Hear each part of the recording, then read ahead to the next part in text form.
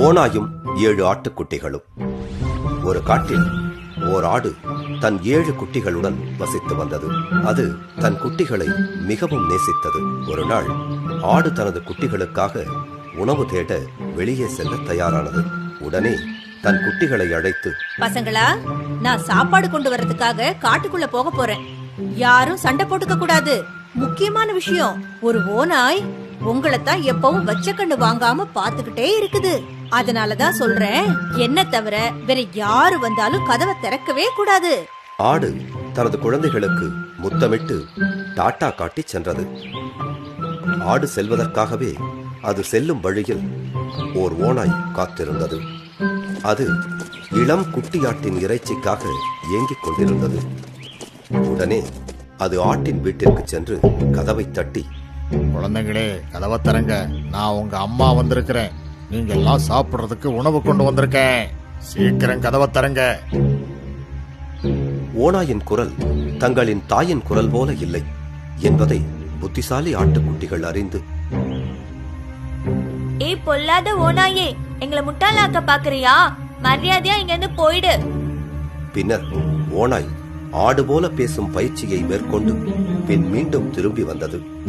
இப்போது அது உரத்த குரலில், பசங்களா, கதவை திறங்க, நான் தான் அம்மா வந்திருக்கேன். சீக்கிரம் கதவை திறங்கப்பா. ஆனால் அந்த ஆட்டுக்குட்டிகள் அறிவாளிகளாக இருந்தன. அவை எச்சரிக்கையுடன் கதவின் கீழிருந்த மாயக்கண்ணாடி வழியாக பார்த்தன. ஓநாயின் கால்களை பார்த்துவிட்டு, இல்ல இல்ல, நாங்க கதவை திறக்க மாட்டோம். உன்னை நாங்க அடையாளம் கண்டுகிட்டோம். எங்க அம்மாவோட காலு வெள்ளை வெள்ளைன்னு இருக்கும், ஆனா உன்னோட காலு ரொம்ப வித்தியாசமா இருக்கு.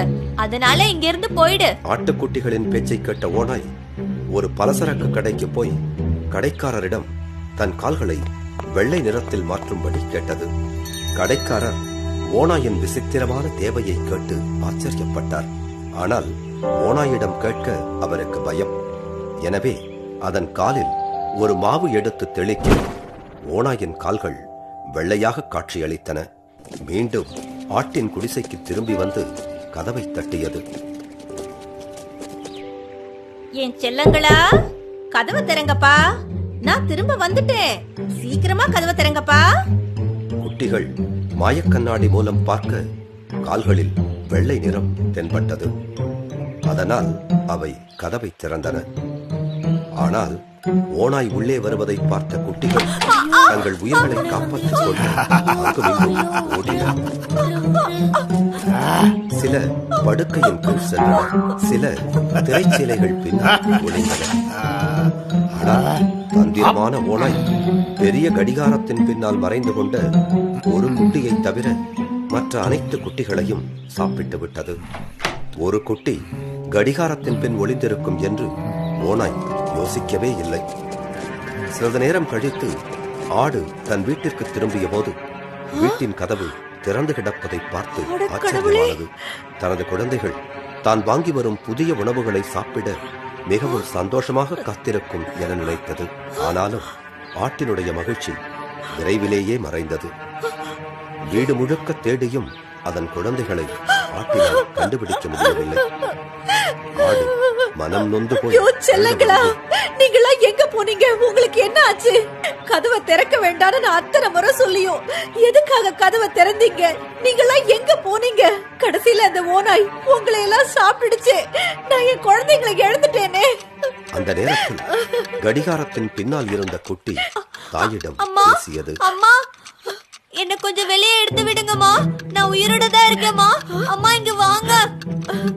ஆடு உடனே பாய்ந்து போய் அந்த குட்டியை தூக்கி முத்தமிட்டது. மீண்டும் மீண்டும் முத்தமிட்டது. குட்டி நடந்த முழு சம்பவத்தையும் விளக்கியது. அப்போது வெளியிலிருந்து ஓநாயின் குரட்டை சத்தம் வருவதை கவனித்த ஆடு, அந்த ஓநாய் இன்னும் இங்கதான் இருக்குன்னு நினைக்கிறேன். நீ சீக்கிரமா போய் அந்த கத்திரிக்கோலை கொண்டு வா. அந்த ஆட்டுக்குட்டி உடனே போய் ஒரு கத்திரிக்கோலை கொண்டு வந்தது. அவர்கள் இருவரும் தோட்டத்திற்கு சென்றனர். அங்கே அந்த ஓநாய் தூங்கிக் கொண்டிருப்பதை கண்டனர்.